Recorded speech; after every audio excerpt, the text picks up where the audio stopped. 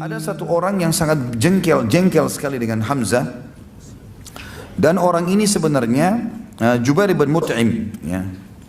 Jubair bin Mut'im ini punya paman terbunuh pada saat itu di Badr dan dibunuh oleh Hamzah. Maka dia berkata kepada budaknya yang bernama Wahsy, berangkatlah bersama orang-orang jika engkau membunuh Hamzah, paman Muhammad, demi membalas dendam pamanku yang bernama Thu'aimah bin Adi yang dibunuh oleh Hamzah, maka engkau akan merdeka. Waktu masih di Mekah. Dan kebetulan memang si Wahsy ini orang yang sangat mahir. Saking mahirnya dia melempar tombak sampai dikatakan dia bisa melempar tombak memasuki sebuah lubang besi yang diputar dengan kencang, gitu kan? Kemudian dia bisa melempar dan bisa masuk ke tengah-tengahnya tanpa harus memberhentikan goyangannya besi itu. Jadi saking cepatnya, jadi besi bulat diikat dengan tali kemudian diputarin dengan kencang. Itu sementara berputar dia bisa lempar tombak melewati tengah-tengah lubangnya tanpa memberhentikan goyangnya lingkarannya besi itu. Jadi sangat luar biasa terampilnya. Maka dia mengatakan kau akan bebas. Kata Wahsy, saya pun pada saat itu tidak berpikir apa-apa masuk kancah peperangan kecuali harus bisa membunuh Hamzah, karena saya bebas, saya nggak ingin berperang. Waktu Hindun binti Utbah, istrinya Abu Sufyan, ayahnya dia Utbah bin Rabi'ah yang terbunuh pada saat duel di Badr, gitu kan? Utbah ayahnya dia dibunuh oleh Hamzah karena waktu Utbah duel sama Ubaidah kan terluka. Lalu kemudian waktu Ubaidah diselamatkan oleh Hamzah dan Ali, Hamzah menusuk Utbah. Syaibah pamannya Hindun juga dibunuh oleh Hamzah. Al-Walid saudaranya dia dibunuh oleh Ali, gitu kan? Maka dua orang sini, ayah dan pamannya dibunuh oleh Hamzah. Maka dia pun memanggil Wahsy sambil mengatakan, hai Wahsy, selain majikanmu Jubair bin Mut'im yang akan menjanjikan kau bebasan, kamu lihat ini perhiasan saya. Dikeluarin satu kotak penuh perhiasan yang mahal sekali, karena dia ratu Mekah. Ini semua jadi milikmu asal kau bunuh Hamzah. Kata Wahsy pada saat itu, saya benar-benar cuma berpikir pada saat itu bagaimana saya bisa mendapatkan kebebasan dan mendapatkan harta ini. Itu saja yang saya pikirin. Di sini ada satu hal yang menarik. Penulis mengangkat dalam buku tentang masalah, coba kita dengarkan bagaimana Wahsy menceritakan pada saat itu.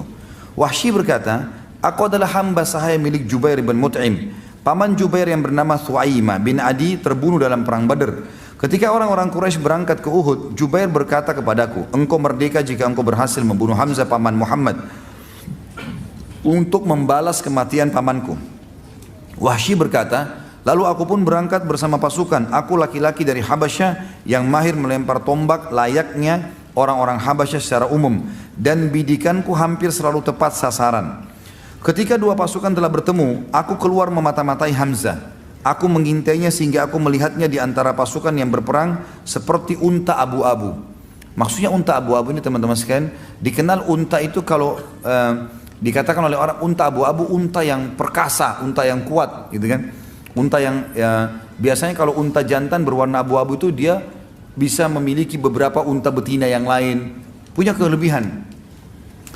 Dia memporak-porandakan musuh seperti atau dengan pedangnya, dia memporak-porandakan musuh dengan pedangnya dan tidak ada yang bisa menahannya. Demi Allah, kata Wahsy. Ini Wahsy cerita setelah masuk Islam ya. Dia mengatakan, demi Allah saat itu aku sedang mengincar dan menginginkannya. Aku bersembunyi di balik pohon atau batu agar dia mendekat kepadaku. Tiba-tiba Siba' bin Abdul Izzah mendahuliku kepadanya. Ketika Hamzah melihatnya, dia berkata, mendekatlah wahai anak wanita tukang khitan. Ya. Wahsy berkata, maka Hamzah menebasnya tepat di kepalanya. Jadi rupanya si Siba' bin Abdul Izzah ini ibunya itu tukang khitan di Mekah. Maka Hamzah ini kancah peperangan bisa diucapkan ya. Kalau di luar kancah peperangan kita nggak boleh nganggap remeh orang. Tapi di kancah peperangan dia menjatuhkan semangatnya si musuh. Dia bilang, kalau mau lawan saya, mendekatlah wahai anaknya wanita tukang khitan, gitu. Begitu mendekat, ditebas lehernya sama Hamzah seketika. Wahsy menceritakan itu. Dan itu tepat di depan matanya Wahsy. Wahsy melihatnya. Wahsy melanjutkan, lalu aku menyiapkan tombakku. Ketika yakin dia tepat sasaran, aku melemparkannya dengan kuat kepadanya. Tombak itu tepat bersarang di pusar perutnya sampai tembus ke balik tubuhnya. Hamzah berusaha untuk mendekat kepadaku, artinya sudah kena tombak, tembus. Hamzah melihat Wahsy yang kejar. Kata Wahsy, dia sempat mengejarku. Dan aku pun ketakutan ini. Jangan sampai Hamzah bisa membunuhnya. Padahal tombak sudah tembus. Belum pernah ada orang kena tombak tembus masih bisa lari, masih bisa menyerang gitu. Hamzah berusaha untuk mendekat kepadaku. Tetapi dia tidak kuasa melakukannya, aku membiarkannya sampai dia gugur. Lalu aku mendekatinya dan mengambil tombakku kemudian kembali ke markas. Aku tetap duduk di sana karena aku tidak lagi mempunyai kepentingan selain itu. Aku membunuh Hamzah agar aku bisa merdeka. Wahsy berkata lagi, aku pulang ke Mekah dan aku dimerdekakan. Aku tinggal di Mekah sampai Rasulullah SAW menaklukkannya. Dan aku kabur ke Taif. Jadi Wahsy salah satu dari 10 orang yang diperintahkan Nabi untuk dibunuh. Termasuk seperti kita bahas bulan lalu, Ikrimah bin Abi Jahal yang juga masuk dalam 10 daftar itu. Kata Wahsy, waktu Nabi SAW melakukan Mekah, aku pun lari ke Taif dan tinggal di sana. Ketika delegasi Taif datang kepada Nabi SAW untuk masuk Islam, aku tidak lagi menemukan jalan untuk berlari.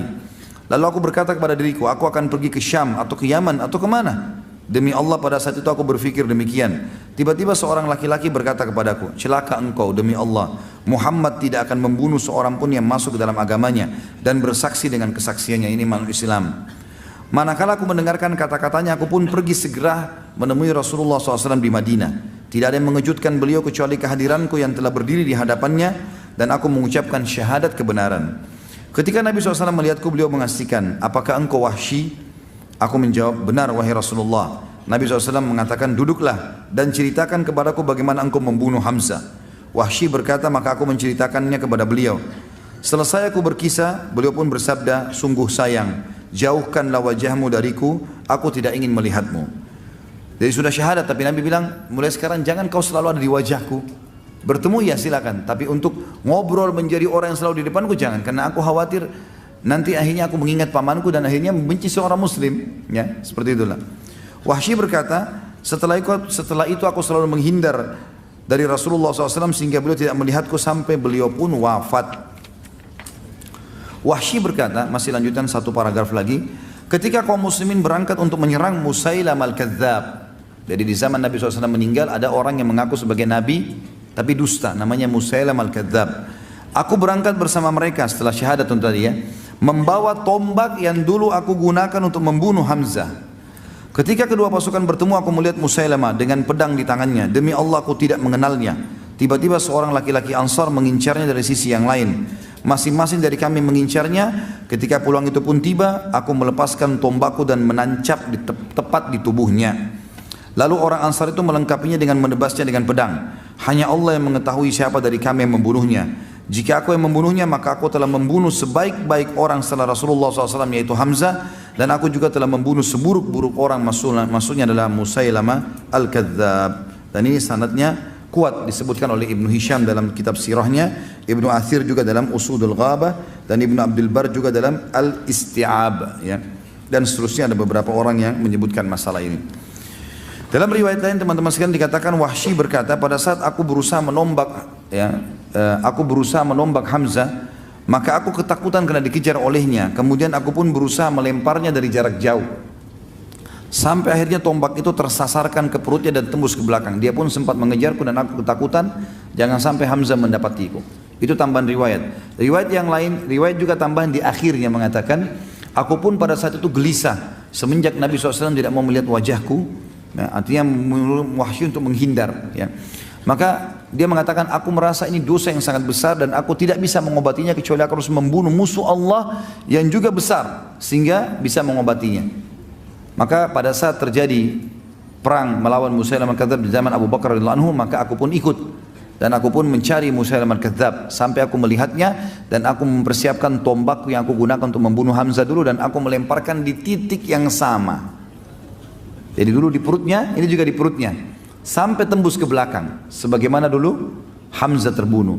Kemudian aku mencabut tombakku dan aku pun mengatakan kalau aku membunuhnya, dan ada orang Ansar datang menebasnya dengan pedang. Maka aku mengatakan aku telah membunuh manusia yang paling buruk sebagai balasan telah membunuh manusia yang terbaik, maksudnya Hamzah. Seperti itulah riwayatnya.